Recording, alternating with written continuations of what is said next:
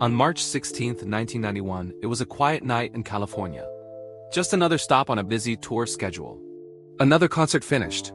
Another flight waiting. For musicians traveling with a major country star, life on the road moves past airports, highways, hotel rooms that start to blur together. That night felt no different. A small charter jet took off from Brown Field Airport near San Diego. On board were members of the touring band for one of country music's biggest stars, Reba McEntire. Their destination was the next stop on the tour, but the plane never made it. Only minutes after takeoff, the aircraft crashed into Otay Mountain near the California-Mexico border. There were no survivors. 10 people died, 8 of them members of Reba's band. Tragedies like that arrive in a strange way. At first, there's confusion, silence, a moment where the news doesn't quite feel real.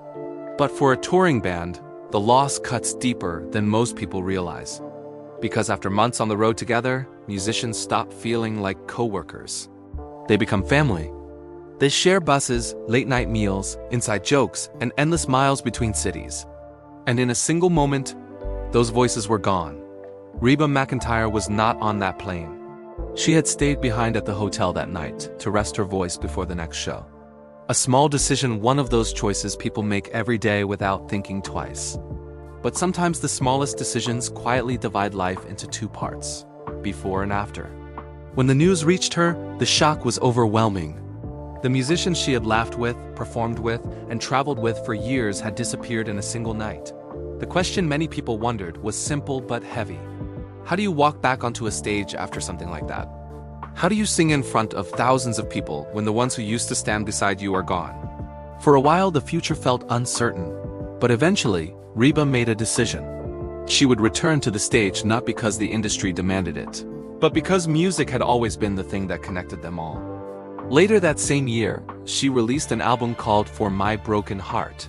The title said everything. The record became one of the most powerful and successful albums of her career, resonating with millions who had experienced loss in their own lives. Because music has a rare ability. It turns private pain into something people can share. And in the years that followed, Reba McEntire didn't just continue her career, she became a symbol of resilience. A voice that proved even after unimaginable loss, it's still possible to move forward. If you enjoy discovering the powerful stories behind legendary celebrities, subscribe to Celebrity Vault because sometimes the most important stories are the ones history almost forgot.